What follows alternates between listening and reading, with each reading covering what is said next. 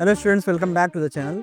जैसा कि आप सभी वन शॉट अभी तक देख ही रहे थे वीडियो क्लास 10th वाले बच्चों के लिए, ये हमारा थर्ड लेक्चर होगा। फिजिक्स का लेक्चर होगा आज का, इलेक्ट्रिसिटी। ठीक है, तो आज हमारा चैप्टर 11 होगा इलेक्ट्रिसिटी, जो कि हम वन शॉट में खत्म करेंगे और थोड़े बहुत एमसीक्यू देख के इसको खत्म कर देंगे। ठीक है, तो चलिए स्टार्ट करते हैं आज का चैप्टर इलेक्ट्रिसिटी।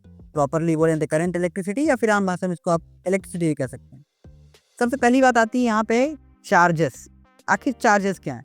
चार्जेस की अगर मैं बात करूं तो समझिएगा कि चार्जेस क्या हैं। देखिए, charges are the fundamental particles of atoms. Atoms, किसी भी एटम के ये फंडामेंटल पार्टिकल्स होते हैं। कहने का मतलब मेरा ये है कि चार्जेस कंसिस्ट किसके करेंगे, किससे? बिल्कुल सब एटॉमिक पार्टिकल्स, जिसको हम कहते हैं इलेक्ट्रॉन्स। ठीक है जी। अब ये चार्जेस दो तरीके के हो सकते हैं, ये पॉजिटिवली भी हो सकते हैं एंड नेगेटिवली भी हो सकते हैं। अगर मैं बात करूं पॉजिटिव चार्ज की, तो पॉजिटिव चार्ज हमारे पास, हमको पता है ये कौन होता है, प्रोटॉन। प्रोटॉन जो कि P पॉजिटिव से शो किया जाता है।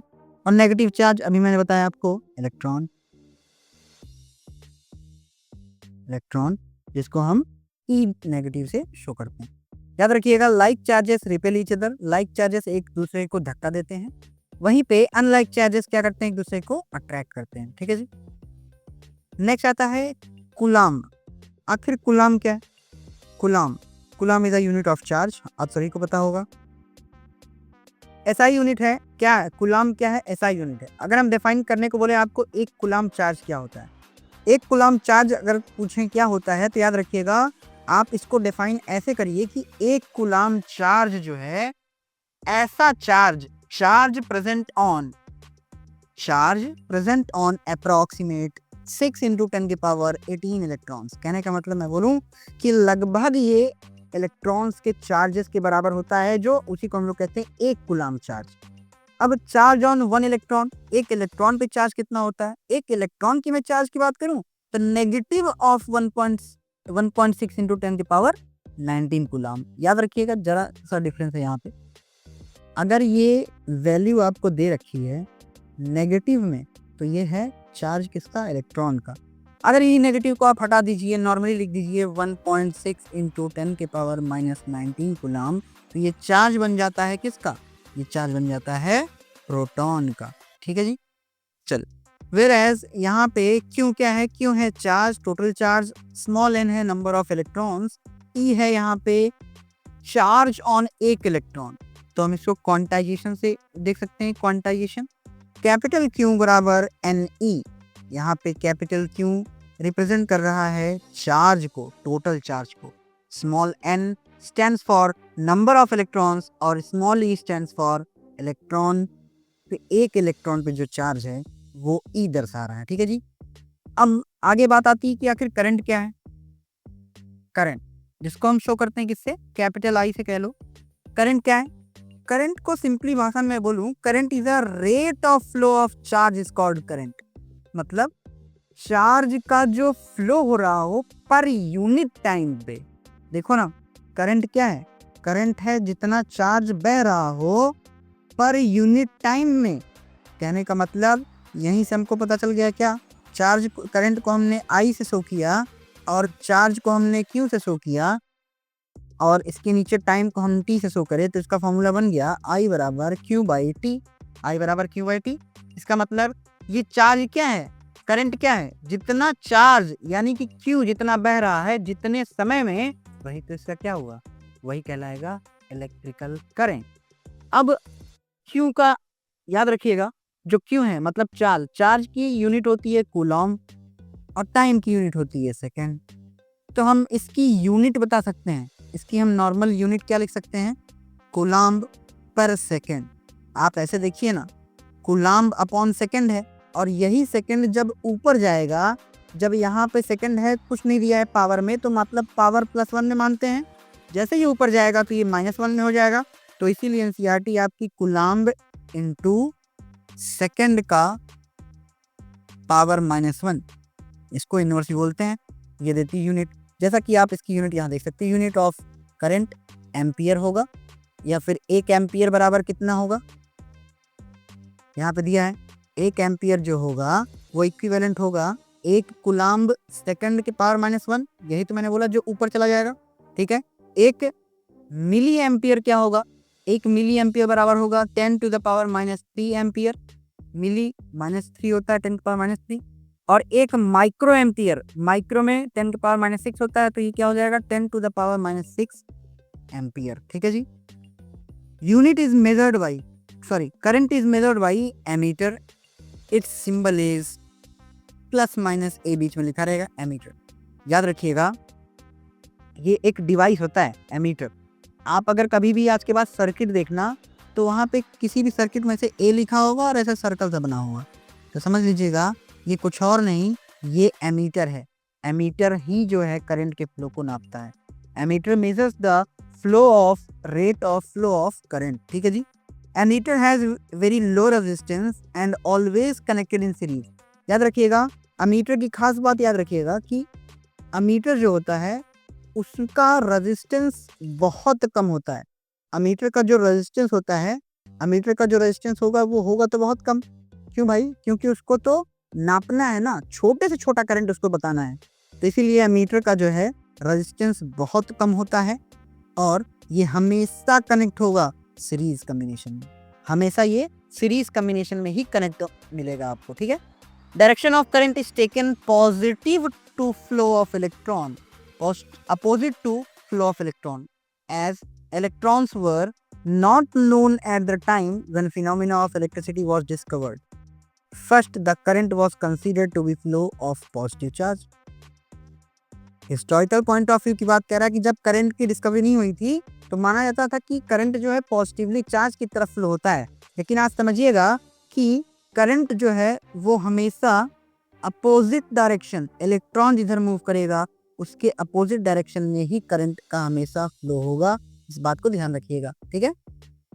नेक्स्ट पोटेंशियल डिफरेंस, नेक्स्ट बात आती है पोटेंशियल डिफरेंस।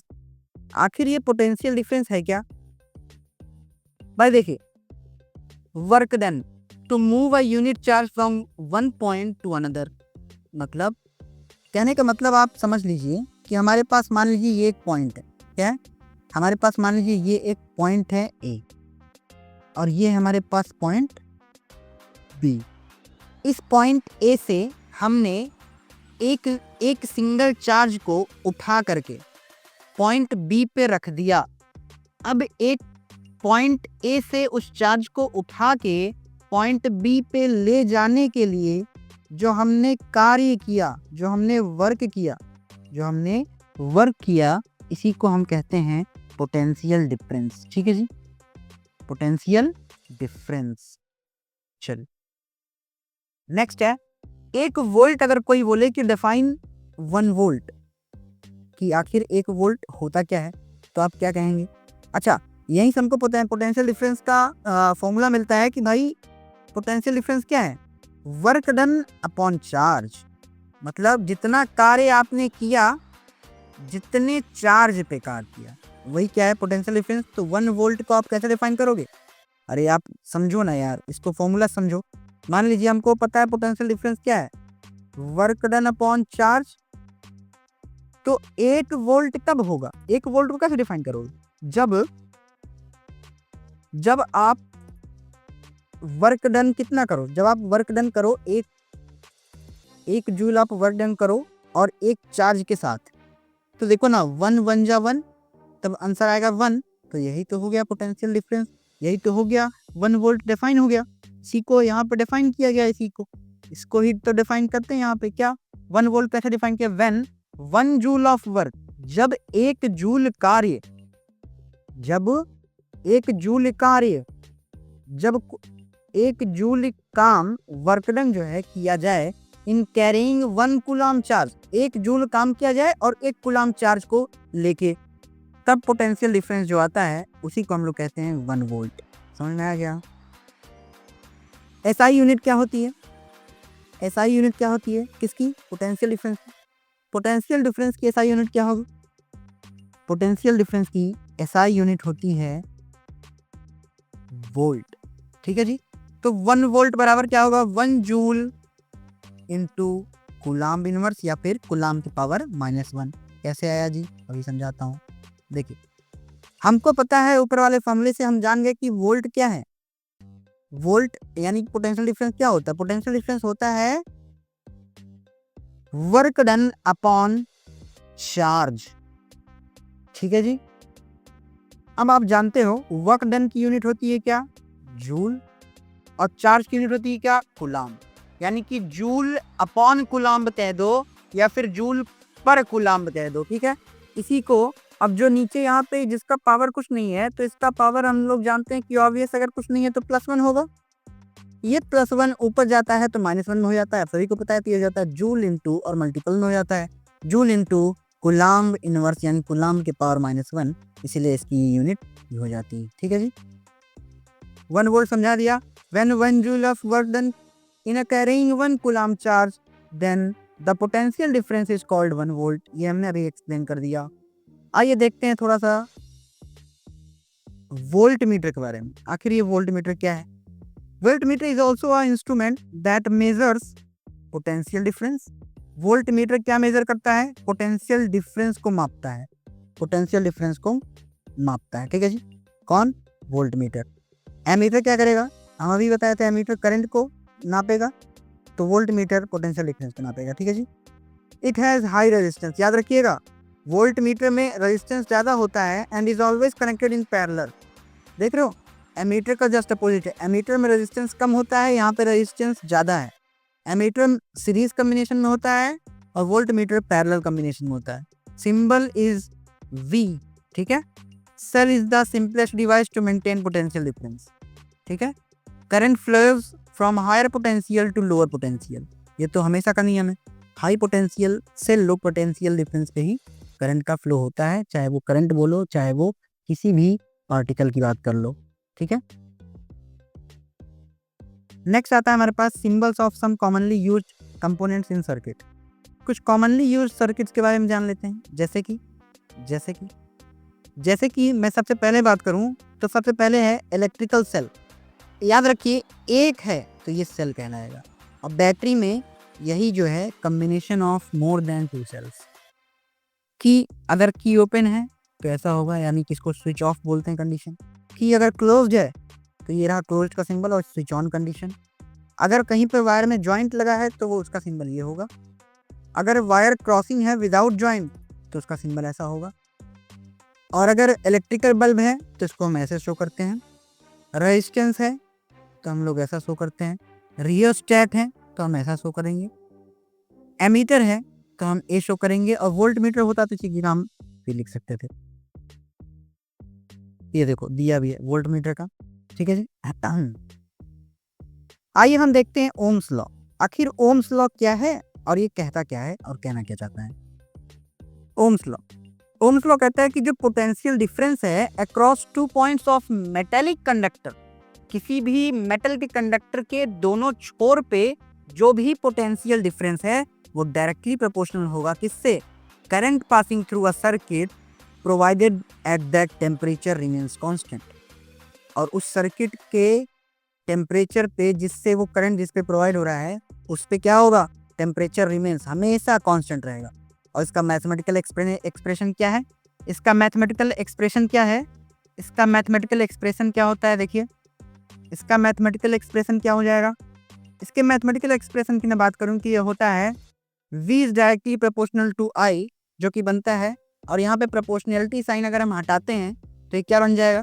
प्रोपोर्शनैलिटी साइन अगर हटाएंगे तो ये बन जाता है,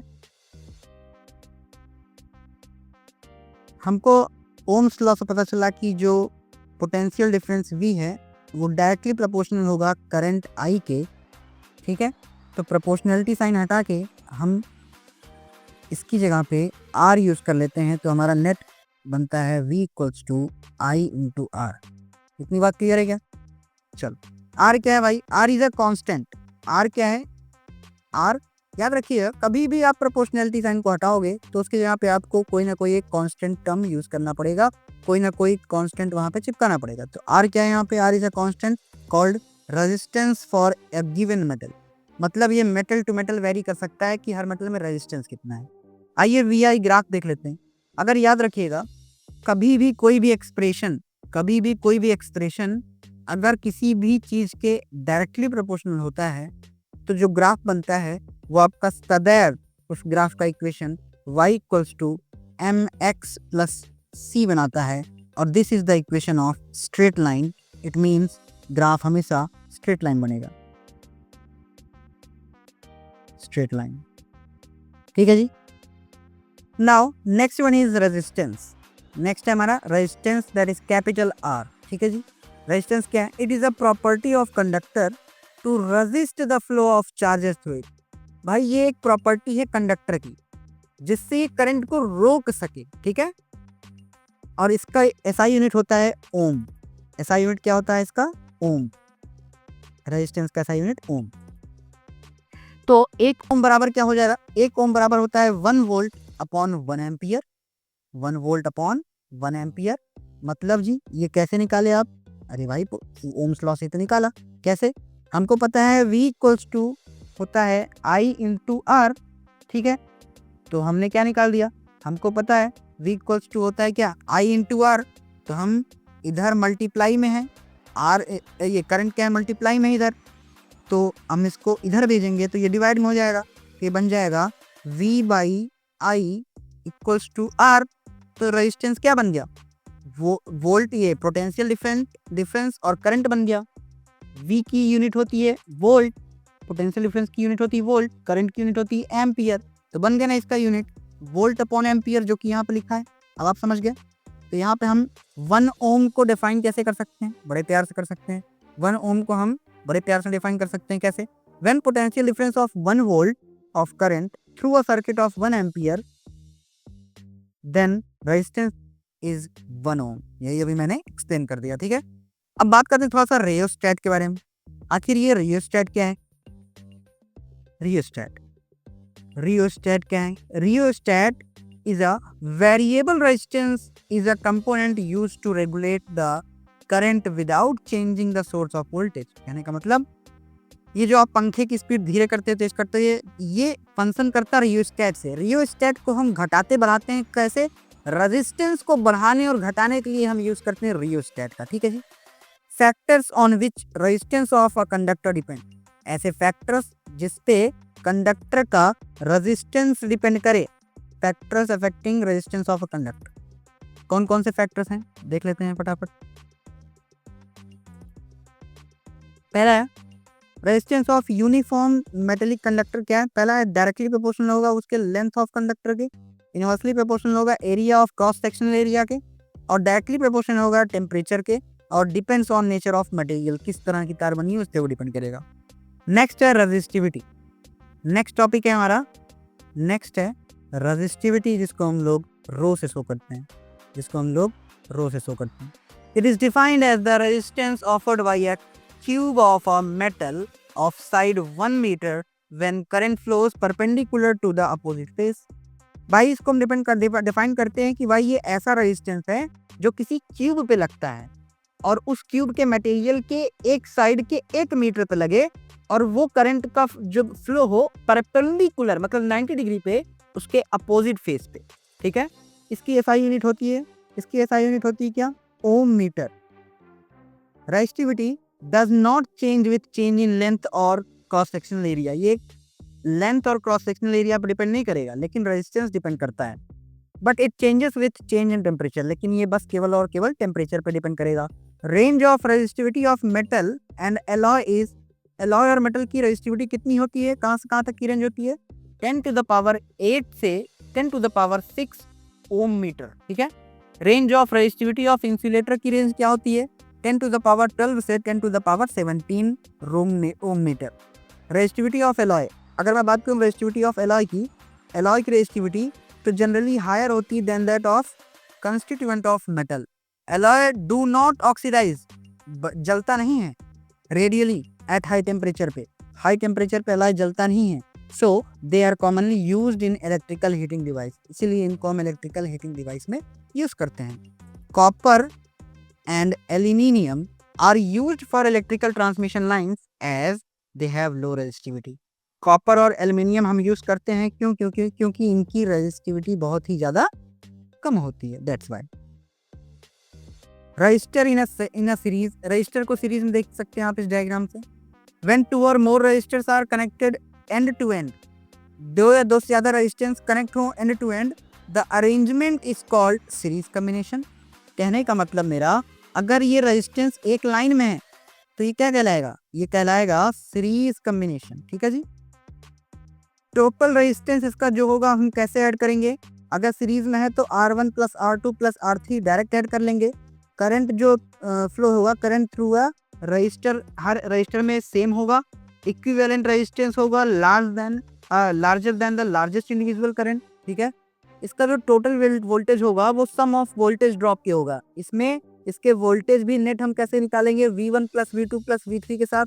और वोल्टेज अक्रॉस द रजिस्टर, अगर हम वोल्टेज अक्रॉस द रजिस्टर की बात करें तो क्या होगा, V1 किसके बराबर हो जाएगा, I इंटू R1, और V2 किसके हो जाएगा, I इंटू R2, और V3 हो जाएगा I इंटू R3। और यहाँ पे V1 plus V2 plus V3 बराबर क्या हो जाएगा, किसके, V के, जहाँ से हमको V इक्वल्स टू IR मिलता है। ठीक है। फिर सबका मल्टीपल कर देंगे, सबके साथ ग्रुपिंग कर देंगे, मतलब V equals to IR1 I plus IR2 plus IR3 हो जाएगा। और इसको हम करंट को इधर I को कॉमन ले लेंगे तो आ जाएगा IR equals to I into R1 plus R2 plus R3, मतलब नेट रेजिस्टेंस हम क्या करेंगे, सम कर देंगे, IR1 plus R2 plus R3। ठीक है जी। ये सीरीज का कॉम्बिनेशन का कहानी थी। अब बात करें पैरेलल कॉम्बिनेशन की कहानी। पैरेलल रजिस्टर जब पैरेलल में हो, जैसा कि देख पा रहे हो आप, पैरेलल में होने का मतलब क्या है, जब रजिस्टर एक दूसरे के ऊपर अरेंज हो तो उन्हें हम बोलते हैं पैरेलल। ये देखो, ये ऐसे में voltage across the resistor same and equal to the applied voltage. जितना आप वोल्टेज अप्लाई करोगे इसमें सब में वोल्टेज यहाँ पे सेम रहेगा।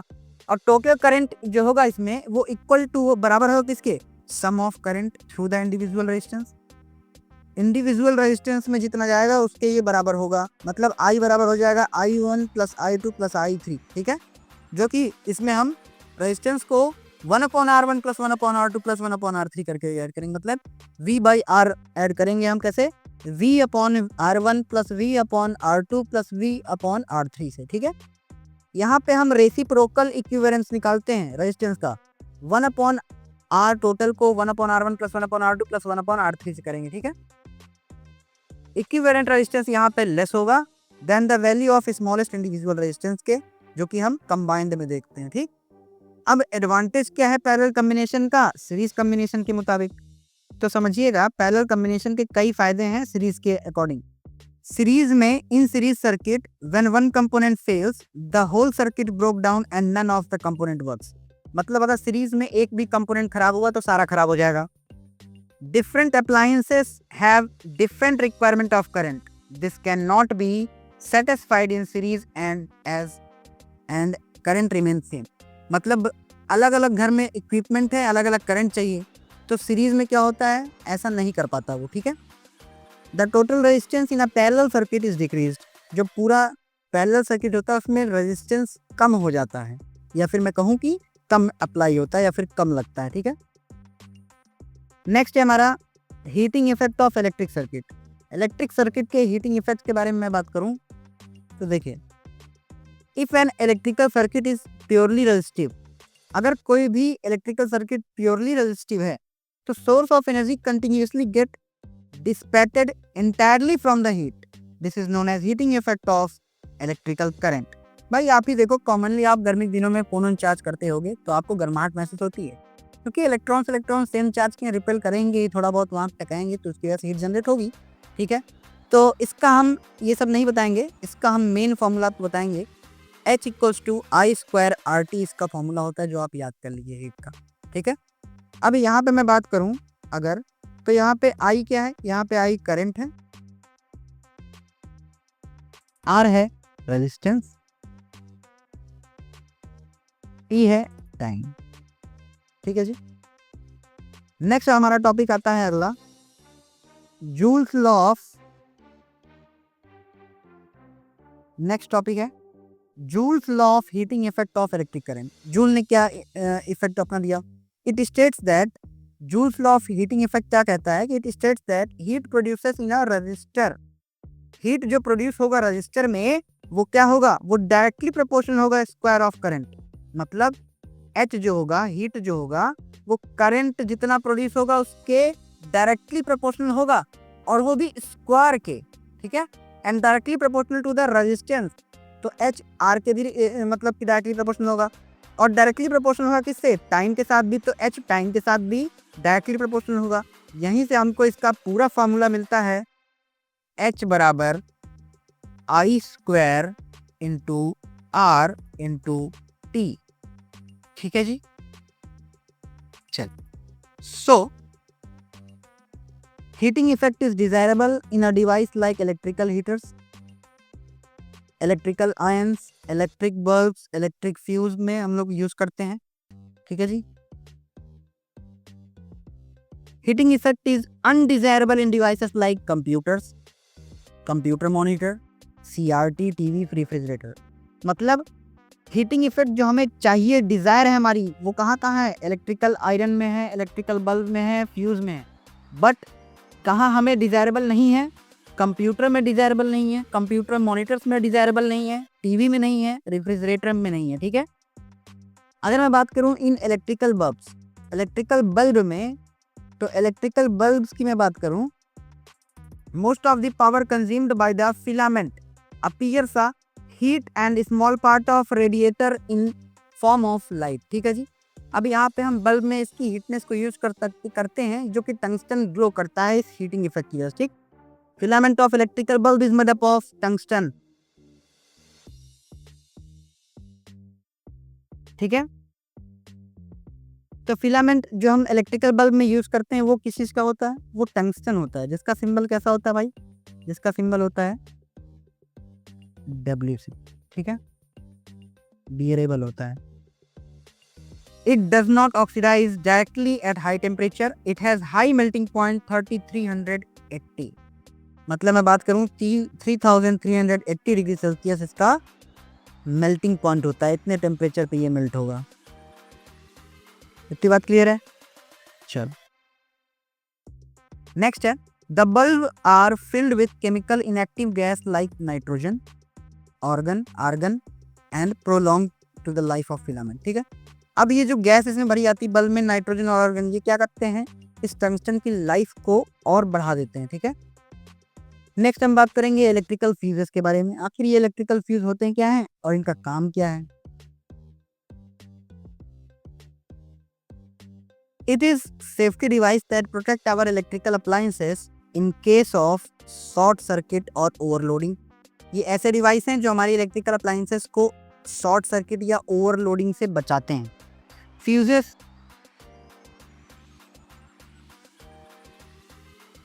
Is made up of pure tin और alloy of copper and tin.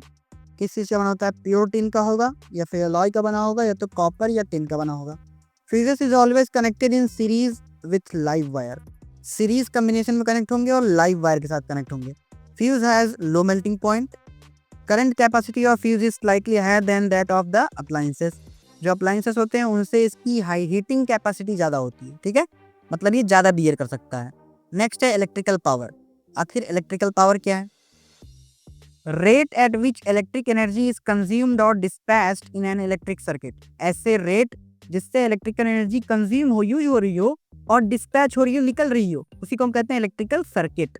तो इसको हम इलेक्ट्रिकल पावर को पी से शो करते हैं, तो ये क्या बन जाता है, इलेक्ट्रिकल पावर क्या बन जाता है, it is a product of potential difference and current.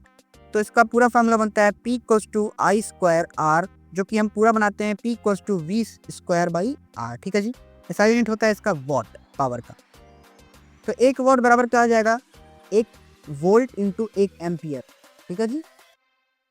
और कॉमर्शियली यूनिट, इसका कॉमर्शियल यूज यूनिट क्या होता है इलेक्ट्रिक का सर्किट का, इलेक्ट्रिकल एनर्जी का किलोवाट पर आर, या फिर मैं कहूँ सॉरी किलोवाट आर। ठीक है, 1 किलोवाट आर में क्या कितने जूल्स होते हैं, 3.6 इंटू 10 की पावर 6 जूल्स। और 1 किलोवाट आर में 1 यूनिट ऑफ इलेक्ट्रिकल एनर्जी का यूज होता है। ठीक है जी। तो ये था आपका चैप्टर। आइए देखते हैं कुछ थोड़े मोड़े कुछ क्वेश्चन देख लेते हैं, वेरी शॉर्ट टाइप के। 1 मार्क्स के क्वेश्चन क्या क्या हैं जल्दी से देख लेते हैं। ठीक है, पहला क्वेश्चन आता है 1 मार्क्स में आ सकता है क्या क्या, डिफाइन एसआई यूनिट्स किसकी किसकी, इलेक्ट्रिकल करंट की एसआई यूनिट जैसे बता दोगे एम्पियर, पोटेंशियल डिफरेंस की वोल्ट, रेजिस्टेंस की ओम, और इलेक्ट्रिकल पावर की जो है जूल, या फिर सॉरी इलेक्ट्रिकल पावर की हो जाएगी आपकी वॉट, इलेक्ट्रिकल एनर्जी की जो आप जूल, ये सब चीज़ें आप इसको एक एक नंबर के क्वेश्चन में फटाफट कर सकते हैं। डिफाइन द टर्म रेजिस्टिविटी क्या है, डिवाइसेस कौन कौन से यूज होते हैं, ठीक है। Name the element that is used in the filament of bulb, इसका टंगस्टन आप कर देना फटाफट। मतलब ये सारे आप फटाफट स्क्रीनशॉट लो जल्दी जल्दी, ये एक नंबर के क्वेश्चन है और प्रोबेबिलिटी है इनकी आने की, क्योंकि एनसीईआरटी क्वेश्चन है। एमसीक्यूज की मैं बात करूं, एमसीक्यूज की जरा सा बात कर लेता हूं फटाफट।